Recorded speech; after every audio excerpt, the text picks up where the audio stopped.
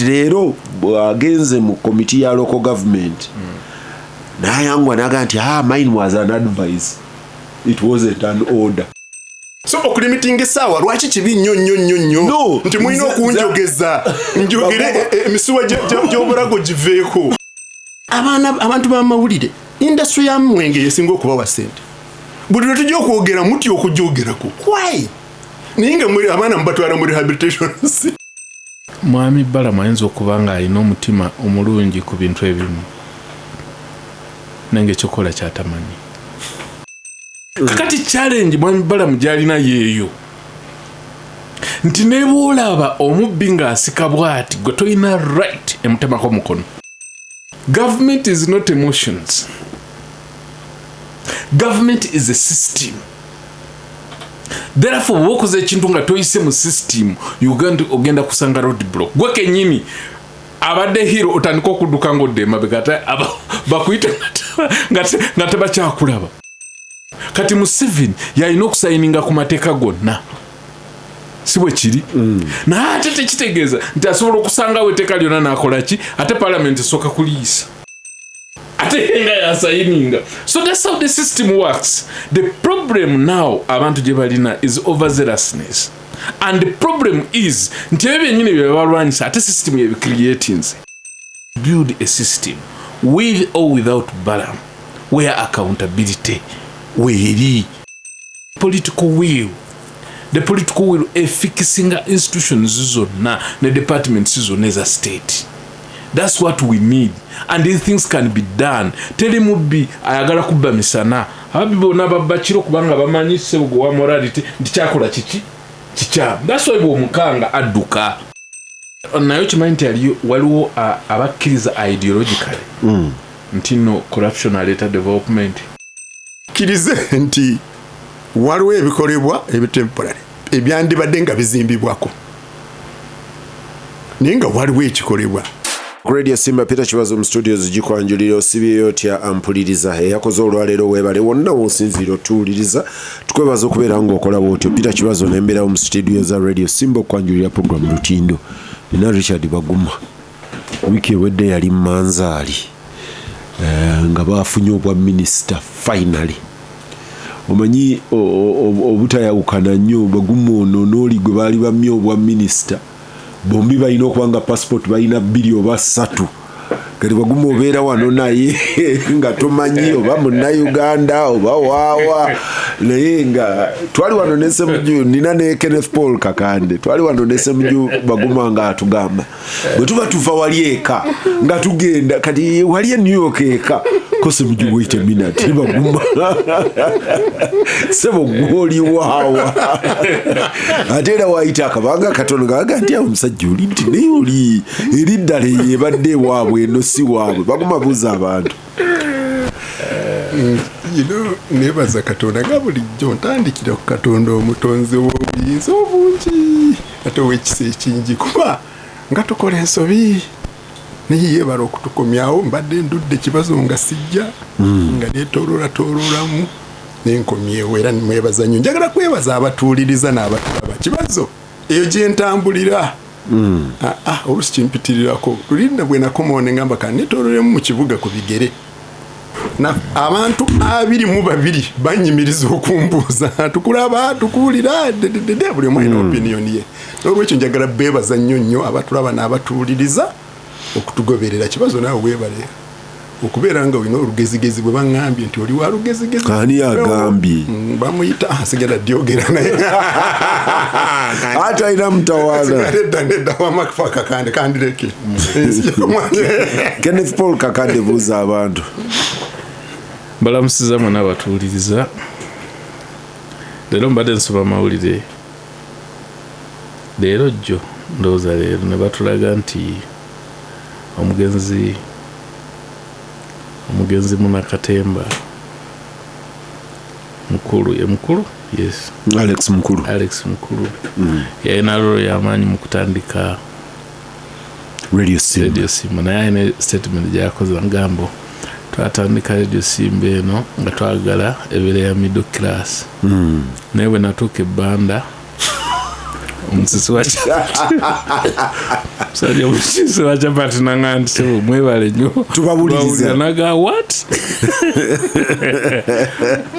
omusisi wa chapati ate naga awuliza radio Simba netekinga trend gye yatekinga era yakomplaininga nnyo nti abo mu biroozo bya Alex okufaananako ne abamarxists abalala nga yaga nti mulimu ebintu si buli omuntu abyetaaga kati ng'abuuza nti omusajja ow'ennamutamba eri ewaabwe ow'eneekyaggwe buyikwe ewammwe ggwe abeera awuliriza amawulire agaagazaaki nti omubuulire musimanyi wabaddeyo omuyaga e Cambodia abantu baafudde wiiki eri wabaddewo earthquake simanyi what at Richter scale meka ngabuuze nti ebyo bimugasa ddi musajja anoonya muwogo anoonya dodo wakulya kyaggulo gw'omubuulira nti abantu baafudde ebibiri yali marxist I think at a certain point naye omanyi abawerako obungi kati nga buli eyasomera mu klasi ya Professor Akiki Mujaju Baguma wasome wa Akiki yes. buli eyasomera mu klasi ya Akiki Mujaju Akiki yali role model nga mwenna mwagala mu mufaanane but nga the realities of the world bw'ovaayo zikwanguya okujjayo tosobola kugumirayo maybe means not the ultimate naye nze okutegeera Alex mukulu ono nasinga mutegeera ku mizanyo gye yazannyanga era mbadde nsoma kugimu kujja waliwo gwali ogwamaanyi ennyo naddala 30 years of banana bwe natuna emizanyo egyo namutyamu katono one yabeeranga ne messaging eri very radical naye simanyiwo abantu bagipiikinganga emizanyo egyo gyabeeranga mu messaging eri very radical ng'ate etalkinga directly to the powers that be kati namusimaku that braveness naye maybe tujja kuddamu tutune emizanyo egyo kyali very very relevant extremely even more relevant than today. Actually nabye Professor Austin Bukenya ya editing omuzanyo gwa 30 years of banana ngaga nti bwali published mu ba scholars ngaga nti tayinza kubeera nga mukulu ye yaguwandiise guno obona omusajja agamba nti editor ye yaguwandiika bino si byoli naye yakirina God gave it to him naye tusaba mukama mwekimule ekyemirembe. Simba celebrating Alex mukulu olunaku lw'enkya throughout Joe ninabe nagambi wano wawo Joshua yabadde ambuuza my best abasinga bawuliriza Alex mukulu amaloboozi kiki naye oluyimba lwa Alex mukulu nze olwali unique wange nga terwogera bye lwogera baluyita ensobi nti ensobi eziddiringana ayogera ku birime ayogera ku nte ayogera ku ki naye yali preachinga federal of course nga preachinga federal aga nti singa amatoke gabeere mu nsuku zaazo go enkenene zibeere mu bisaalu byago n'ente zibeere gye bazirunda nti awo tujja kuwona ensobi eziddiringana naye nga bw'oluwuliriza ogati Alex yabadde ki naye nga preacher wa federalism at that point but of course he was also very eccentric ekyo nakyo yali wanjawulo nnyo nga tulina project gye twali twagala tukolera omulundi ogumu najja na breaking down the numbers mwenga institution mwina sente mmeka netugana the whole project ya sente bwezi ate kati lwaki tukyayogera kubanga temujja ku affordinga service yange project yonna bwebeera ya sente bwezi mundeke and that was it naafuluma naanywa chai nanyumye emboozi ne buli omu ng'alowooza he's going to come back to have a conversation Kibazo jangu go wandeese ntwalaako koze Alex abantu bakyakulinze meeting nti ate waliyo meeting yaki eyewedde and that was it n'agenda. Baguma, I know you are a happy man. Wiki ewedde Balaam yali eyo ng'agamba abantu ku mwenge, nakulabye nga gwoga nti omwenda guli wansi bagwambuse, but leero bw'agenze mu committee ya local government n'ayangwa n'aga nti mine was an advice, it wasn't an order.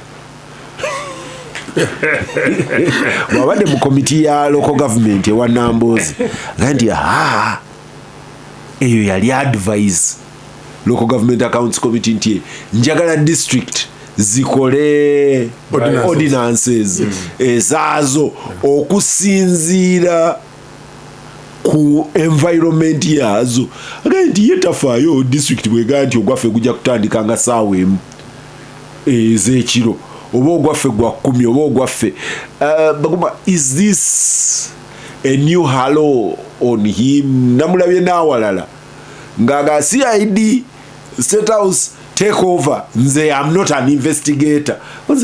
What has become of Balaam? No. Tontwala mbirara njagala kya mwenge. Sooka wali. Balaam yanyambye nnyo. Ate yakuyambye akuleseeyo. Balaam yanyambye nnyo. Kibazo.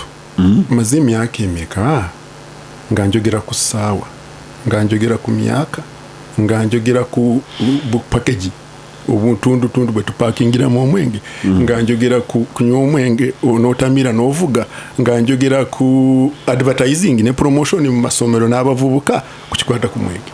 Nali ne Nambozi ow'ekitiibwa, nali ne Opendi ow'ekitiibwa. Kati bino ebintu bwe mubireeta ne mubinjogeza nga byogera nga zifu kipya ku byobadde njogera nga ndwana nabyo nga ngenda mu parliament.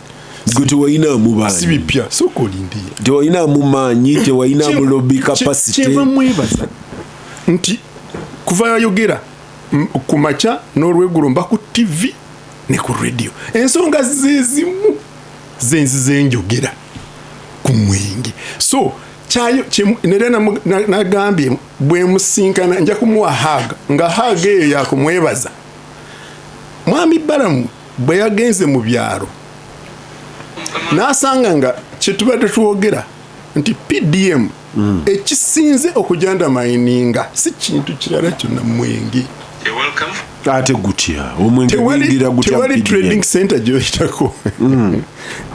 tewali nosanga nga abaami abavubuka tebali ku mwenge ne ku mweso kumajja.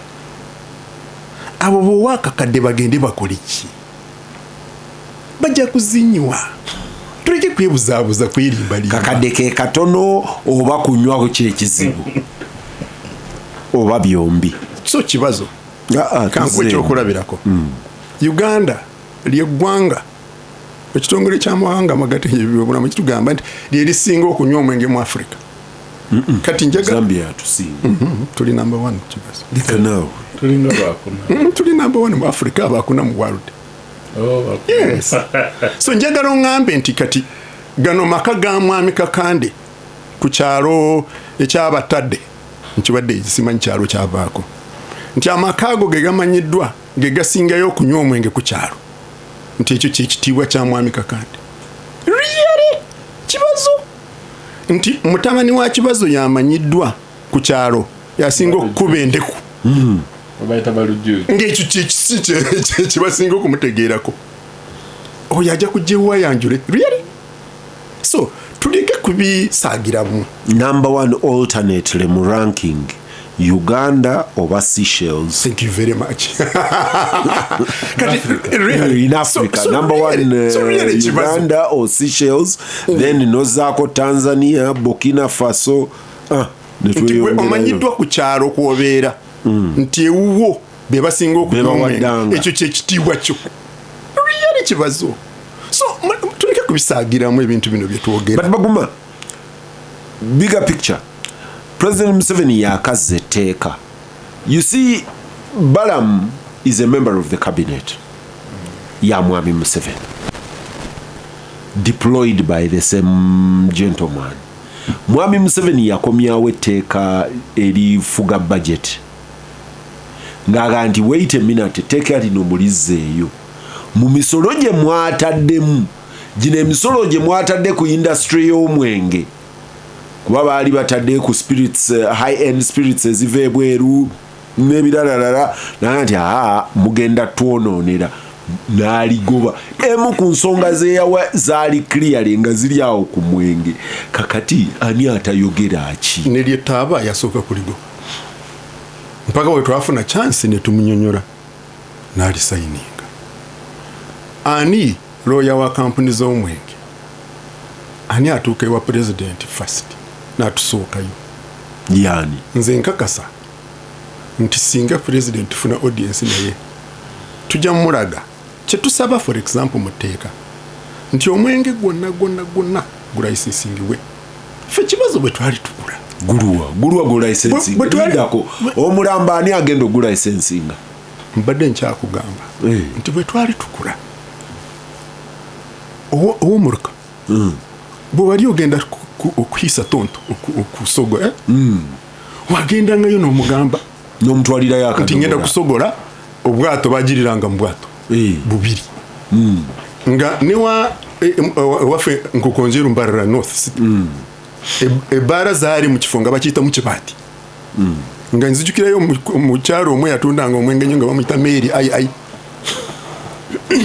nga Mary ai ayanjula bizinesi ye ew'omuluka and that was no omusajja bamuyitanga baali bamutuuma Katamira nze nali ndowooza erinnya lye don't bars now have licenses do they do no Kibazo Baguma tuddeyo wali kiri wali ekibaala ku kisota kinene bwe kiti kiina license tudde wano waliwo tiles ani wano oyita wano kyetwogerako njogera ku baali ziri wali ewange mu Kifumbira gwontwala oluusi non-dropping ziri licensed tukugamba nti omwenge bugonna bwe gubeera licensed actually government ejja kweyongerera ddala revenue okufunamu siraba lwaki economists bakiraba naye kankubulira ekibaawo alcohol industry abakola omwenge n'akamitinga wano baminisita mu weeks zino nga 2 kitundu Sanja Itana w'ekitiibwa Ayume bali mu nsi of course ne baganda bange bomanyi bembadde nabo really ekinewunyisa bwe tumala okunywa kaawa ne twogera ne tunyumya ne baleeta arguments zaabwe bwe tuba tufuluma bambuuza waliwo rehabilitation center gy'omanye ennungi ngamba kati twonoonye ebiseera nga twogera wano ekino ekizibu kiri mu nnyumba so Kibazo bwe tuba twogera ku nsonga y'omwenge netujanyiramu kulira obulumi because you see nakugamba wano mu Kampala wokka Baguma the associated rehabilitation centers 19 njagala ove ku emotion abana bamwe be balimu va ku emotions njagala kati twogere ku rational Baguma yes Kibazo bwoleta omwana wo gwe Kibazo n'omubuuza what is irrational about that what Kibazo gwe n'oleta omwana obamanyi baganda bange bano mikwano gyo nga nze nyina okuvuga abaana mbatwale so tugamba nti don't promote to where the children and youths are lwaki otunda omwenge oguli mu saketi gwe bateeka mu mugaati ne bakweka in a school canteen really which school why so which law stops that which school would don't do that oyagala nyono n'amasomero g'abantu really Kibazo nti mu school canteen nga mulimu tot park we have you genda obuze UNHCR yakola survey bayite wano obabuuze so Kibazo va computer emotional nga tukoze studies ono science you see jita Dr. Jatho wana yakola study mu Cancer Institute Dr. Jatho is in the Uganda Cancer Institute omuyite wana jakubulira statistics the cancers they get nezekusa ku mwenge mwite ajikumpewo Kibazo nja kuwa contact Richard unless you're telling me Dr. Omagino omuyite wano Omagino aja kugamba relationship unless you're telling me itaba polisi bakugambe nti statistics balina ku drink driving n'obubenji bayina statistics but you see together as if we don't have that no it is not the minister it is not the minister by issuing it is the actions it is the actions of the minister. Bwe tukugamba nti lwaki really ekiri rational kiki omuntu okuzukuka n'ayambala ku ssaawa emu n'agenda kunywa omwenge. What is progressive about that? So okulimitinga essaawa lwaki kibi nnyo nti mulina okunjogeza njogere emisuwa gy'obulago giveeko. Why? Baguma, the media muli intimidated nti alcohol industry wa advertising amount ne mutya okwogera amazima. Enjawulo gye nnina naawe. Mutya. Enjawulo gye nnina naawe nti nti tubadde n'amateeka. Tubadde n'amateeka. Weegali agafuga omwenge. Galiwa gambuulire. Ono lawyer, tori lawyer. Amateeka mugenda gangamba agaliwo. Amateeka mwagajjawo ne mugalupiringa mwe nanga mugenda kuleta teeka.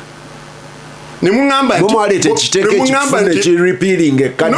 No, ne tumanyi. And that was a conspiracy by you people. Okay, kale.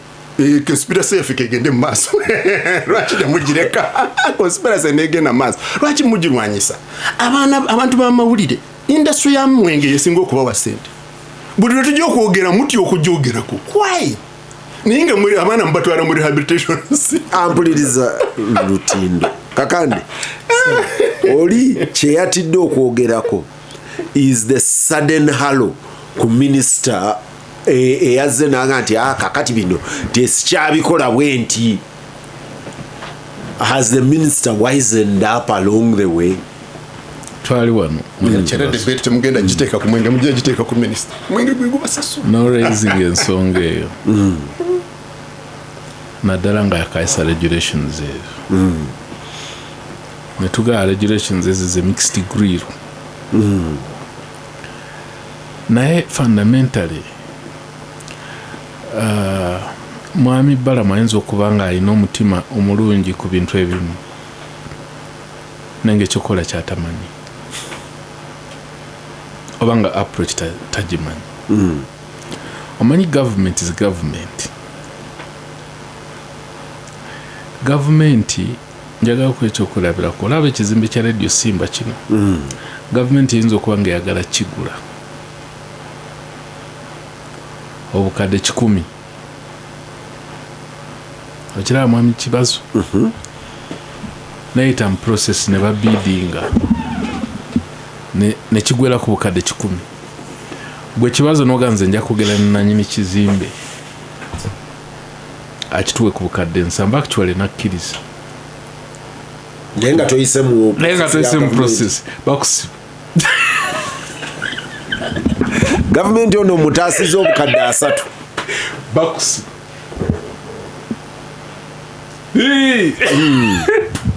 Kibazo bakukwata ne bakutekako empingu ne bakutwala mu kooti era gukusinga ne bakusiba. Ndowooza ekyo ki-explaining how government works. Government is a system ne bw'oba meaninga well nga kyokola kirungi naye nofloutinga procedure because mbadde njogera n'omuntu olwaliro ku makya mwami Kibazo ne muga nti olaba kakati olaba mwami Museveni nti nsobola okukola wano statement nemunyiiza ddala nga wulira agala kunfiirako. Poliisi esobola okujja n'enkwata negenezijako statement ne bantwala mu kooti. Museveni talina wansanga era banvunaana mu kooti bwe gunsinga bantwala luzira. Kati mu process eyo nawe olabira Museveni temwandisinkanye talinawo omulabira yensonga lwaki kati olaba waliwo drone kuba kati drone bwe njogera ekimunyiizaga nti bamukole ki bamundeetere kati awo ate tubeera na interface naye aba alupinze ki etteeka kwekitegeera. Kakati challenge mwami Balaam gyalina yeeyo nti ne bw'olaba omubbi ng'asika bw'ati gwe tolina right emutemako mukono. As simple as that. Nti nyinza okukulaba nti tuyinza okubeera wano nga bwe tuli wano mu kizimbe kino omusajja n'ayingira wano n'akola ekintu ekimenya amateeka nga ffenna tumulabye tetuyina buyinza bumukwate nemuga nti ate tukyabuuza ati ffenna tukoze eki tumulabye katukube nedda. N'olwekyo eyo problem mwami Balaam gy'alina ayinza okuba mininga weero katola muganda wange ono yamusanyukidde nnyo kuba yakonye ku mwenge Baguma kati takyali Baguma ali rational Baguma bakutte ku mutima alaba mutabani wa Kibazo ng'ali mu rihabu alaba abaana nti gwe Kibazo ayogera natwala mutabani we ejindi natwala muwala we ejinji kiki naate gavumenti etambula bwetyo gavumenti tetambulira ku emotions gavumenti etambula ku system era bw'ogezaako okukola ekintu ekifaanagana bwekito ojja kufuna victories eziri very very temporary okiwulidde naye the system yo yennyini gy'osavinga can catch up with you. Gwe waliwo omusajja njagala nkuwa ekikulabirako ekiri very vivid eyali mu NSSF amuyita David Chandi Jamwa. Maybe one of the best fund investment managers there. Jamwa kyebagamba nti yafiiriza gavumenti actually teyagifiiriza naye weewo technically oyinza ogaa nti yagifiiriza kubanga waliwo kyebayita amagoba kakati olaba bonds ezo njagako ekyokulalako kya bonds zirina maturity time nti ziyinza okuba zimachuwalinga next month nga wateekayo akawumbi kamu nga zimachuwalinga bakuwa akawumbi kamu n'obukadde 4 kati n'ofuna challenge olwaleero tosobola kumalako mwezi noga nti ani ampa 1.3 mu kifo ky'ebina ofunye ebi bisatu okoze loosi ekyo ekisibya jjamu yali apapiza kati nkuwa kyakulabirako nkulaga nti system naye gwe oyinza okuba nga amagezi agakola investment eno ogula bond ezo gwe agaleeta era wasanga ekitongole kiri wansi era enkola y'ekikoze ekisutudde that one mistake okitegeera ngezaako okulaga nti nno government is not emotions, government is a system. Therefore wokoze ekintu nga toyise mu system ogenda kusanga road block gwe kenyini abadde hero otandika okudduka ngodde mabegata bakuyita nga tebakyakulaba. That is the problem.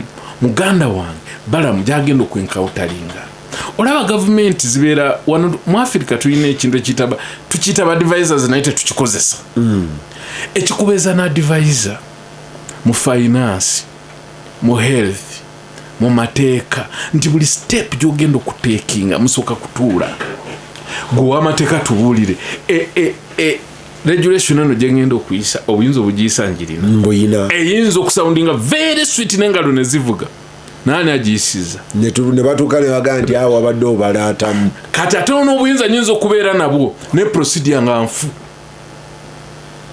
kati mu 7 yalina okusayininga ku mateeka gonna si bwe kiri naye ate tekitegeeza nti asobola okusangawo etteeka lyonna n'akola ki ate parliament esooka kuliyisa ate nga yasayininga. So that's how the system works. The problem now abantu gye balina is overzealousness, and the problem is nti ebyo byennyini bye balwanyisa ate system yebicreatinze obwekyo okitegeera bulungi nti okulemala omanye ekinsesa Baguma ono gyasula eri ennaku zino tubadde tuli mu kwesunga bwe baayisa AFCON nebaga nti kati eriyo ze bayita AFCON roads ne baziteeka mu budget nze wensula ewange kuliko lumu very selfishly nga ndi musanyufu nnyo nti baalukoze eki baalutaddemu bannannyiniwo n'ebikomera ne babimakinga kino mukyongereyo munda mita 2 kino mita 1 n'ekitundu. AFCON roads unlike zino endala eza Greater Kampala Metropolitan ze bakola zo ziriko ne compensation bwe bajja BTO gye batutte bagicompensatinga kakati bwe baamala oziisa ne bagenda ne bazidiscussinga Minister wa Education oyo abadde n'olukiiko n'abalala baga nti ze zino nti simanyi bw'ova ennambole toyina kukwatirwa jamu wa toyina bayina rationale nga the rationale makes a lot of sense. Of course me the selfish is in that rationale there was a road in my neighborhood that really benefited me. Kati muganda wa Baguma nga bamuwa Minister wa Works batubadda tie luno oluguudo tebasobola dukolera sente bweziti ng'akola decree ennaku zino yagaye nti Afcon roads kilomita zino nti tusobola ozikolera obuwumbi 5 nti UPDF esobola ozikola zonna obuwumbi 5 kati bagenze okutuula mu meeting nga bacontractor mpola contractor Richard Baguma ng'azingako fayiro nga nti nze olwo sirusobola nange kakati wetwogerera alina obuwumbi bwe bumeka 5 yamatizza anko nti anko bano babadde bakumba ku buwumbi 5 zino nzimalawo talina luguudo kati wetwogerera Baguma ono amanyi oluguudo balukola okuva ewaaba Baguma okudda ekyeka kamuli nezigenderako just numbers okurelocating amazzi nange simanyi nti that's a major item on our road contract okurelocating amazzi okujjawo piping y'amazzi mulimu ennene simanyi eyenkana ki mulimu betaga 2 billion mazzi kati ate balina okurelocatinga n'amasanyalaze kati simanyi oba amasanyalaze gali as expensive as amazzi oba gali cheaper kati ndowooza kitegeeza oluguudo olumu bayinza okurelocatinga amazzi n'amasanyalaze ku buwumbi 3 oba 4 minisita wange akawumbi anaakola atya kati awo wewali where are your technical officers? Exactly. Baguma, are the technical officers failing these ministers? Oba bavaako. Madimbo zolwali tugenda kwogera ku mwenge. Omwenge insaze. Nagambye insaze. Ze nade ntulira government ne procedures zayo ezo. You see, technical officers. Simanyi oba bayambye bate bayambye. Naye ba technical officer baba babaddewo kumala bbanga kindoza bakatandika kubeerawo babaddewo all the time n'enguudo zibadde zikolebwa nga babaddewo enguudo nungi nnyo zonna zakoleddwa bulungi anti ba technical officer babadde basandolinga tetugulorifyinga side emu as if ba technical officers ababaddewo enguudo zibadde zikolebwa really so technical officers baba babaddewo obubbi bubaddewo bate bubaddewo so Kibazo ndowooza tulina okutulunulira enjuyi zombi lwaki minisita akola byakola ng'abaddemu emyaka 5 mu minisitule lwakuba mulalu oba mutamiifu so tumudisimisinge talina magezi kiki kyayogera tekirimu n'olwekyo tuleke okugulorifyinga nekyo nakyo kiri glorifyinga ebimu ebifu nekyo nakyo kiri interesting officers enguudo yabadde direct supervisor wa sector eno kuba ekyo nabuuza ne baga nti nene minister ogwo tugamba nga yabadde because nze nga bwe nagambye biri selfish mbikugamba mangu twali tutamidde oluguudo lwa Northern Bypass nga balusibye buli lunaku omalako 40-50 minutes okuvuga between Busega and Kaleerwe kati ba technical officers baliwa wait najja olunaku lumu n'abaga ngambye wezituukira Mande ng'ebimotoka byammwe tebiriiko nenzija wano nembembe kulonga ndi musanyufu nnyo nenga nti wakiri oyo yabagambyeko oli bwe yagira nankubira akasimu nanga naye abadde direct sector supervisor w'enguudo kyogamba yabirabye kati technical officers baaliwa oba tebaaliwo bakajja kati bakalabika kale ba minister bafu naye technical officers bwe babanga baaliwo nga be bali in charge b'ebintu ng'okaaba ku Northern Bypass twebazeeko nti wali akakoleddwa nako tukasiime so enjuyi zombi zirina okutereera naye bw'obeera ng'oli leader especially politicians ekyo kintu kibagamba buli lunaku oba weetaaga solution buli lwojja oba weetaaga solution abantu baba baagala solution Kibazo abayomba nti ekkubo lirudde nga mugaddewo nga ba technical officers weebali waggulu nnyo baasoma PhD n'ogamba nkole ki so ensobi ezikoleddwa maybe mu mateeka weeziri naye n'aba technical officers nabo bannange tubanenyeeko Kakande eri angamba wano bamuyita Mayanja agamba nti Peter mulimu ebizibu okukola mu Uganda. You need a certain special blessing to do. When Betty Kamya moved on parliament, this is a story ya bulijjo agamba nti when Betty Kamya moved on parliament, the president cautioned her and said that her job was to look at abuse in offices and taking advantage of young girls in offices. Leave parliament alone. Did you expect such an officer to do any work? Kakati esokera uyajijino wagamba mugana ngono Baguma njagala mugambe nti omuntu wafa accident wafuna accident ngeri feto ngevude ku motoka okimanya ate mumugisa wo motoka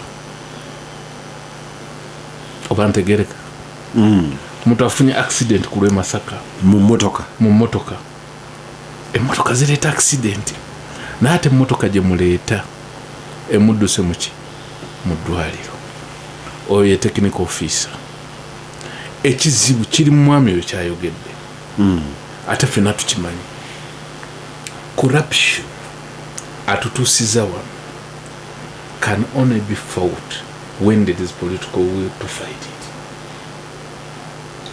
Waliwo kye bayita quick fix mu byobufuzi n'ogola okufuna amasappe. You appear that you are doing something whereas not nga kigenda kumala ebbanga ttono kibasitinge okiwulidde. N'olwekyo if you want to solve these problems they can be solved. Mwami Kibazo twali wano last week nenkubula information gye nalaba nti Uganda bwe baali bagiwa oluguudo lw'Empigi ne Rwanda bagiwa olwa Rwanda lwagwa on time era balutambulirako essente ze zimu zikyukamu obukadde nga $3 olwa Uganda tewali kiriwo naye lwetaaga trillioni okiwulidde 2.1 balina okusasula Baguma eze apoloti 2.1 trillion tonkyayisa abantu omanyi bibanga ebyokusaaga basasula bagundi bano be bannanyini ttaka eriryawo kakati kiddayo ku kiri kyo omwami oyo kyabadde agambye nti bino ebintu we can fix them and that the problem is not the system. The problem is not kusoma nti baloya babi badokita babi bainginia babi bebatuvirideko obuzibu. Morality tebagisoma kusoma. Inginia tebamusomesa nti gendo to oluguudo oba gendo o inflating figures oba kyusa design atomala ogule plot. That's not taught in a school. Naye when the rule of law collapses aba ne balaba loopholes omanyi baki amakomera bagaleta because man tasobola kubeerawo watali sanctions. Omuntu alinga bolabe emmotoka bwe taba na break it does not stop. Okiwulidde naye buli muntu lwa suspecting nti wakyaliwo break tasobola kuyimirira. N'olwekyo kitugezaako kugamba mukulu Balaam. The genesis of this is sokokole break ze motoka nga tonagitega bijinji kwaye Balaam ali mukutekayo kijinji naye kibi ku kijinji bwewuka kijinji momenta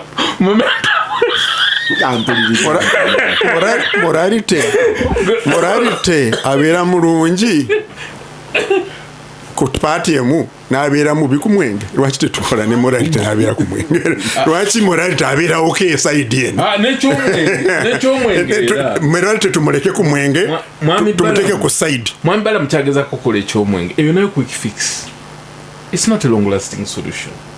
Bwekuba ng'omwenge uliriza mukama wa long lasting kiki nze nkugambye kyemwebazizza tofaayo nakugambye kye namwebazizzaako ensonga eno gye babadde bano nga teboogerako yiino yakuleese nosibe tayi nojja lwaki mutya okujogerako nga Balaam tanabagireta lwaki musirika Baguma tubadde wano naawe enfunda netwogera ku njaga netwogera nakugamba nti bwenzija mu parliament batya okujogerako buli lwofuluma nga bakugamba waliwo rehabilitation gyomanyi obwedda ndi wano njogera oluzungu olungi lwemugoba bwe tufuluma ne mbuuza rehabilitation kiki eyo ye morality. But Andy, now you know could I reflecting. So what is the problem? Morality. Exactly. Ampuliriza morality.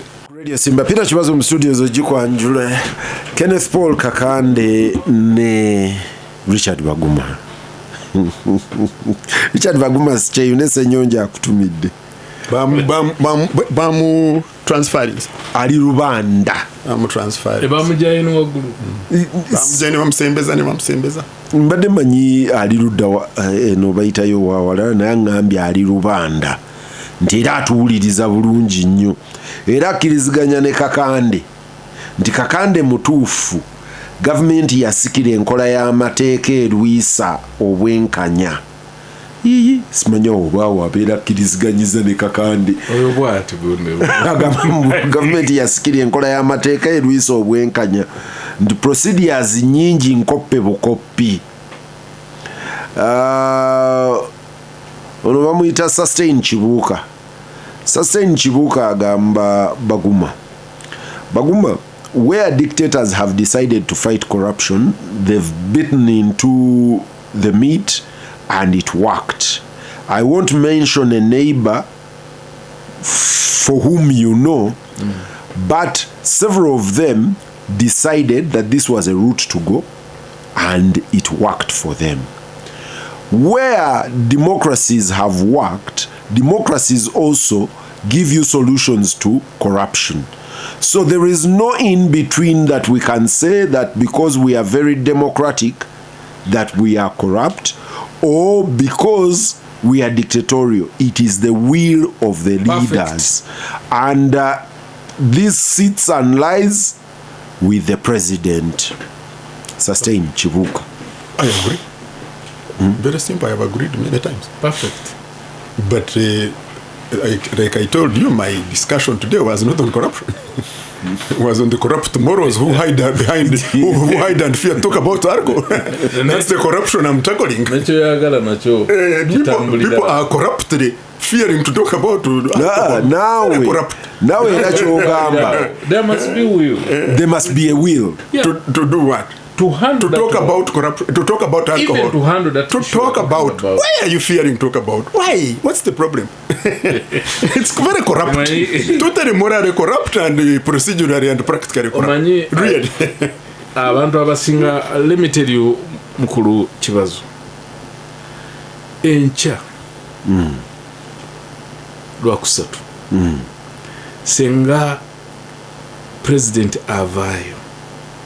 Nga kitegeeza n'agamba today buli kimu kigwana nga the buck stops with me, no more corruption in this country, meaning and he walks the talk in a week's time or two ojja kulaba great shift. But Kakande eriyo abagamba nti they are gains because of Dero nino omulala gwe njogedde naye he's into the industry y'enguudo service provider naye ng'akugamba nti abadde anoonya byuma kukola like for hire nga tabiraba nga buli omu gwagamba waaye njagalayo grader nina akaguudo ke njagala okuyisaamu ne agisani roller I think grader ne roller munenga buli gwakubira mugambo waye bazitutte ziri mu kukola ziyita mu jindi. Nali wano juzi waliwo omwami muwuliriza wange bamuyita Yunus Kasirivu nangambo wange whatever you say about Balaam mwe mwogere fene waffe katooke wamala.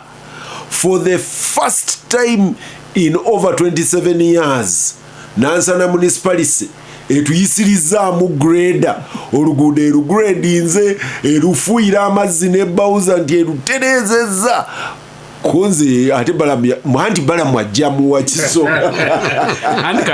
kati olicha yagamba Kakande eriyo neyo feeling in the public nti why ayinza okubanga procedures zakozesa sizezo ne impact ewafeze anti kakati ekyo kiri temporary kyetugeza kugamba that is not a system, that is a person.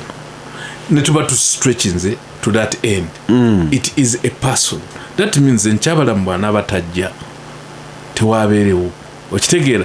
The substitute of that is to build a system with or without Balaam where accountability weeri awe tulina obuzibu nti kati ebeera quick fix okiwulidde enkya bw'anaalwala nga nabyo birwala bwe banamukyusa nga bano baddayo gye baali n'olwekyo kiri omukulu oli kyayogedde the political will effikisinga institutions zonna ne departments zonna eza state.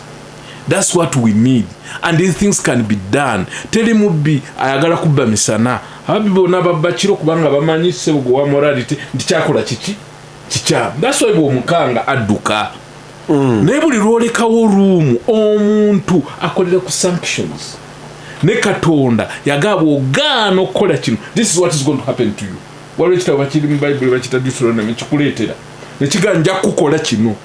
Osomamu n'obala n'oga nti you know what mwebyo ebitabo ebisooka ebitaano Katonda yali mukambwe mukko okitegeera wakusasula lwaki kiki tuderivinga ekyo mukulu Kibazo tuderivinga nnyo nti Katonda ng'eyakola omuntu yakimanya nti omuntu si animal yakuzanya. There must be sanctions. Bwaba tewaliwo sanctions ate nga ddala zibayitinga. Kati statement ya president gye yayogera omukulu gyagamba igigi esendinga sigino ki tobakwatako. What is going to happen? Nekololo yamugamba mu public nti why your lifestyle audit gyogenda okukola sooka olinyemu mukyawa kati Baguma ono ayinza okugamba nti paycheck nti ya $3,000,000 ogenda okupima obulamu nga bwetaaga $2,000,000 omwezi ko mukulu wange abantu bange sooka baleke bajja ziddusa wano okitegeera. Kati nayo kimanyi nti waliwo abakkiriza ideologically nti no corruption aleeta development. Nakugamba nti Dr. Mahathir Mohamad aga nti up to a percentage of 30% that corruption is not terrible in an economy. Atawwe you see mabi Kenneth Paul byayogera byagala nnyo birungi ebyo bigambo ebyo tumaze nabyo myaka emeka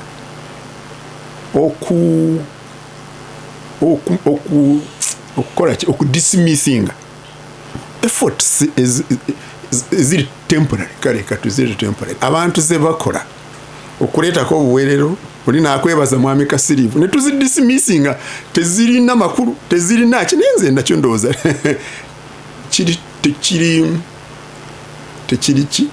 kiri corrupt tukirize nti waliwo ebikolebwa ebitemporary ebyandibadde nga bizimbibwako naye nga waliwo ekikolebwa because Kenneth Paul unless ng'ogamba nti ebikolebwako nabyo ebiri temporary tebikolebwa birekebwe until kiri kyogamba ekiri permanent nga kikoleddwa saagala naye bidismissingibwe mwami Baguma as if tebina makulu at all. Lwaki njogera bwentyo on islands of power ayina option okola ekiri temporary oba ekiri permanent.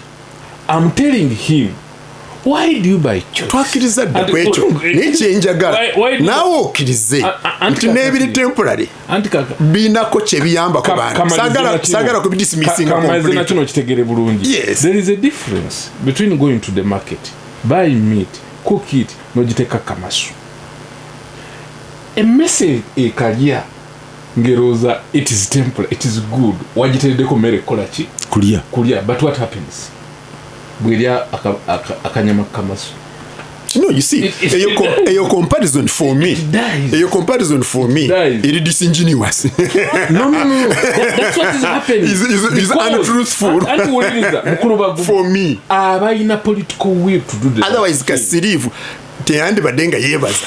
anti kakati ono teyandibadde ng'asiima nti gundi baagigulawo anti kakati andesi ng'ogamba nti bibeerenga biggale ali wano mpaka no tetugamba biggale nekye tugamba ayina power okubigula tempura kakati gavumenti yakyuse ono genda ogamba oluguudo nti balugule gavumenti yakyuse ate nga yabadde supervisor w'enguudo ezo aliwa oyo yennyini eyagambye nti nze simanyi nti oba yabadde supervisor ekyo sikimanyi because Kibazo obuyinza waliwo we bubeera nawe butabeera kakati okitegedde tulina okukkiriza nti obuyinza waliwo we bubadde nawe butakyali ekyo nakyo tulina okukikkiriza kati tulina okufikisinga ebintu from within. Absolutely. Era the temporary fixing contributing to the fixing. Chingama disagare dismissing when useless. As if in fact negating. Because